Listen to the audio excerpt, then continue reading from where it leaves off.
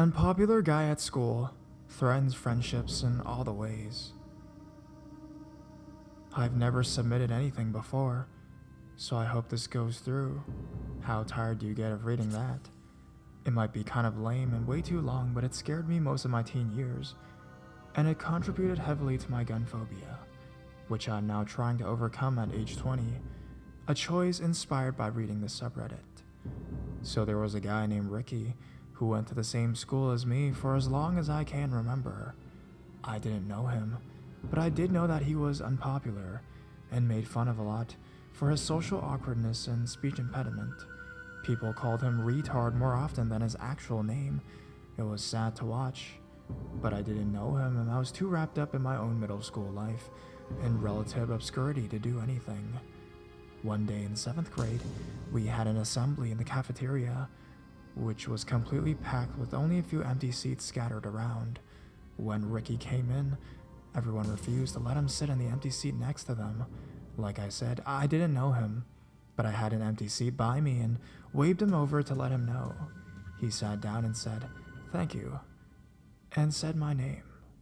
With sad and grateful eyes, I said no problem and turned back to my friends, kinda wondering when I told him my name.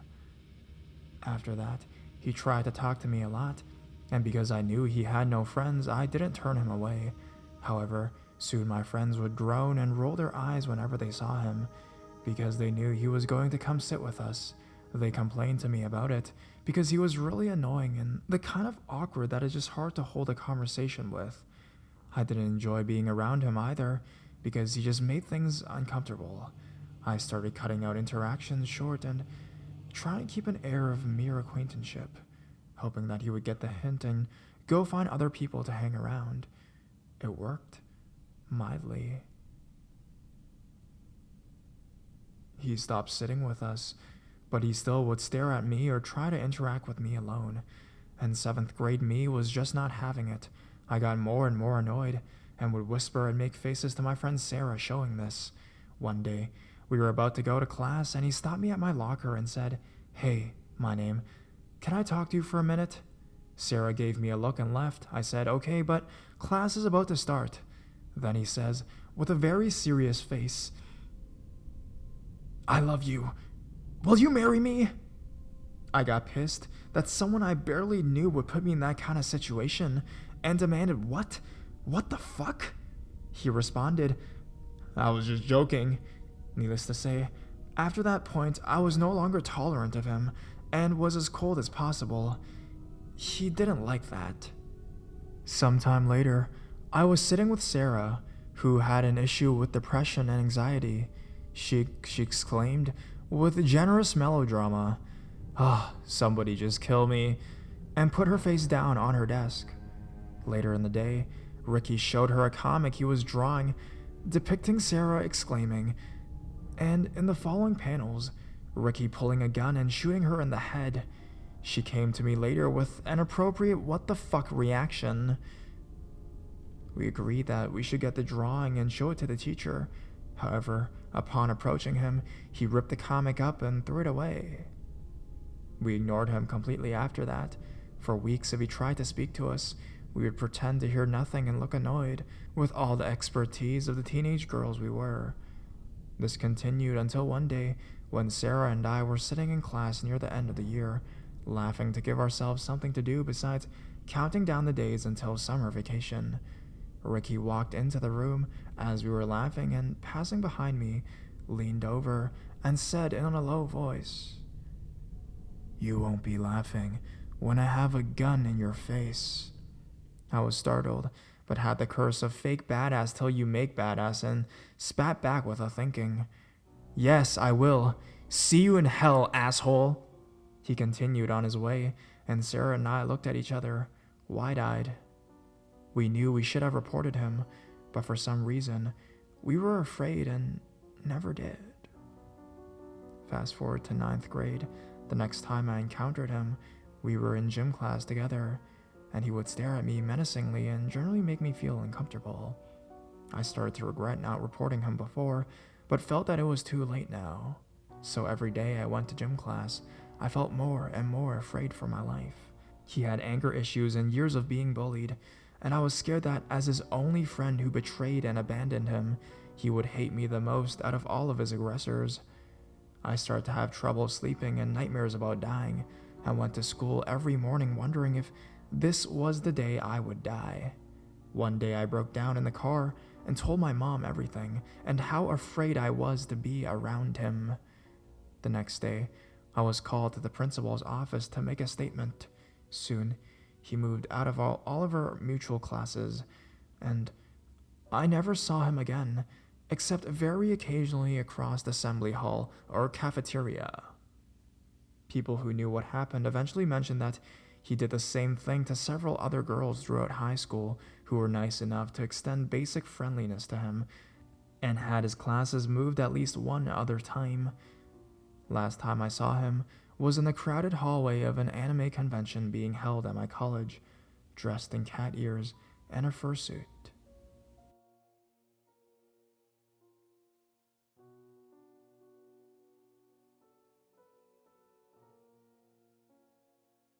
Creeper in middle school. While I was in middle school, I would wake up early and walk to my school to hang out with my friends. The doors wouldn't open until around 7:15 a.m., so we would just hang out right outside. One of the days, I left my backpack outside. I didn't remember until halfway through my first class. It was art, so I didn't need anything in my backpack. The teacher allowed me to go outside and get it, and before I went back into the school, I rummaged in my bag and made sure everything was there. While going through some things, I noticed a piece of paper with some handwriting on it that wasn't mine. I can only assume that this person used the paper that was readily available in my pack, which obviously means that they were going through it.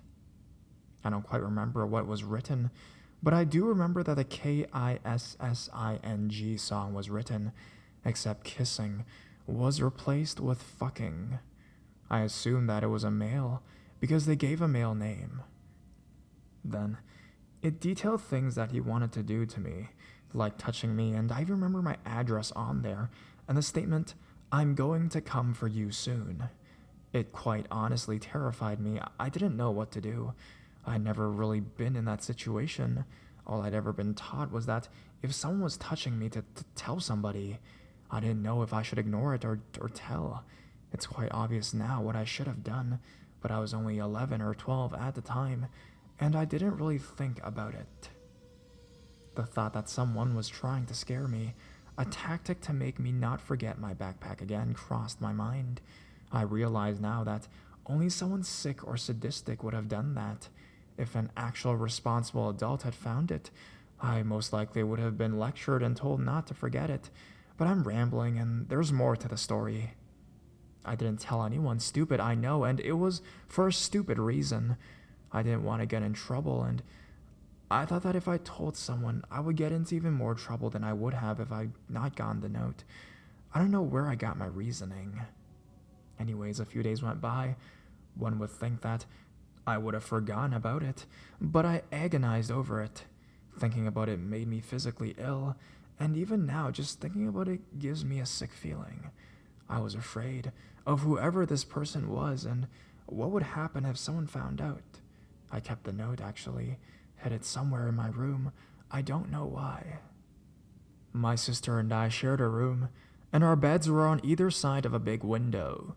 She liked the blinds to be open so that she could see outside because she liked looking at the night sky.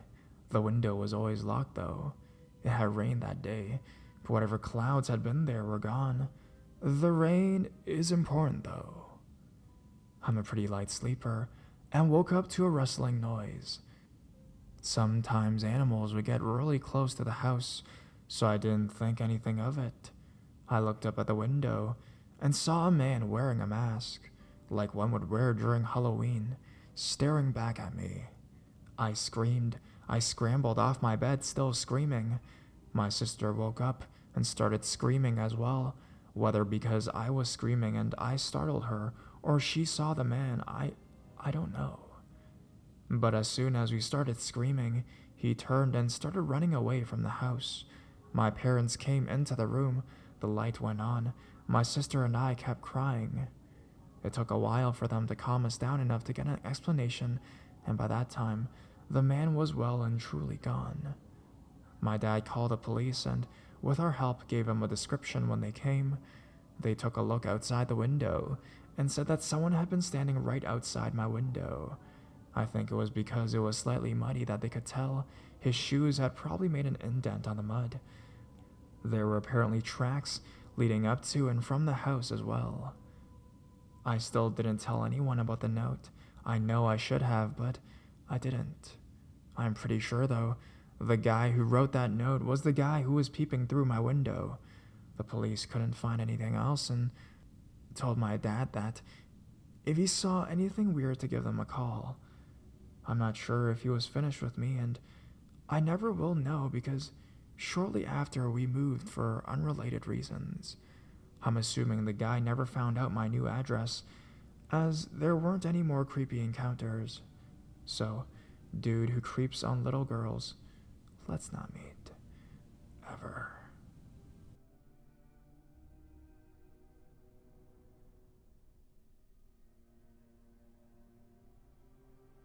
Gotta love the school system. This happened 4 years ago, back in 6th grade. Before we start, not sure if relevant, in middle school, all the boys looked at me. Looked at me. I always thought it was because I was weird looking or plain ugly, but lots of people tell me it's because I'm very pretty. Anyways, I was kind of awkward in middle school. I stuttered, had trouble making friends, always sat in the back, that kind of awkward. So one day, I was walking back from the lunchroom, alone to my next class. I was walking outside because it was a nice day.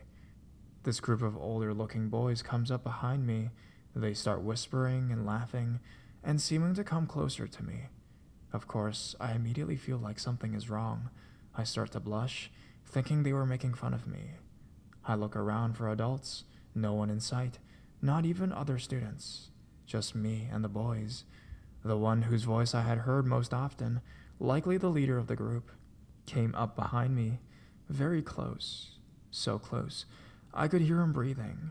He squeezed my butt. They all laughed. I turned around and quietly told them to not touch me. They laughed again. I blushed more and walked faster, away from him, but as soon as I did, I regretted it. I should have turned around and punched him. I kept kicking myself. A few minutes later, he came up and did it again. This time I turned around and punched him. He stumbled back, shocked. The group made ooh sounds and started saying shit like, "You're gonna get it now." I figured I'd probably made a mistake and ran as fast as I could to class, smiling to myself because I had clearly hurt him. I felt like I'd gotten in trouble and was nervous the rest of the day. Nothing happened though, so I figured I was okay. Nah. The next morning, I got a call into the office. I sat in the waiting room for a while. When the same kid walked out of the administrator's office, I giggled when I saw his face was swollen. They called me into the administration's office next. I sat down in the uncomfortable plastic chair, staring at a bureaucrat with a clipboard. He asked me if I had struck Elijah. I told him yes, because he was sexually harassing me. He asked me how, and I told him he kept squeezing my butt. He smiled and shook his head. "And you thought it was a good idea to hit him?" I got angry and told him that I was defending myself, and that my parents would back me up on this one. He rolled his eyes and told me to wait in the office while he went to get Elijah. The two of them came back in, and the man told me to apologize to Elijah. I said no, and that he needed to apologize to me for squeezing my goddamn ass. I was furious at this point. The administrator took a deep breath and said that I would have ISS for a week if I didn't apologize. I laughed and said that was fine, and fought back tears. He patted Elijah on the shoulder, said he was very sorry and that he would take care of it. Elijah nodded pitifully and mopped out of the office. The man sat down, picked up the phone, and asked what my parents' number was. I didn't speak because I knew if I did, I would burst into tears. He sighed and went to get my card. I didn't believe it. Ever since kindergarten, all the adults, especially the school, have been drilling it into our heads that we shouldn't let people touch our bodies if we didn't want them to, and that if they didn't listen, we should get an adult to help. Yes, I probably shouldn't have punched him, but really? Not even acknowledging that he was in the wrong too? That he was the victim? I finally just let go and started sobbing angrily, which made things worse because now I was acting like a helpless girl. He opened the door and I wiped my tears on my shirt. He called my parents, told them I had assaulted another student for no reason, and told them I needed to be picked up. I was so mad I couldn't stand it. I just laid my head down and sat there until my dad picked me up. I told him what had happened, and he was also furious. He raised hell over this. By now, I kind of felt like I was overreacting. My parents tried to get the school to understand that Elijah was in the wrong too, but I still ended up with a week of ISS, and he still ended up being the victim. I don't know if it's just the school or what. Anyways, I continued to walk alone, but never had a problem again.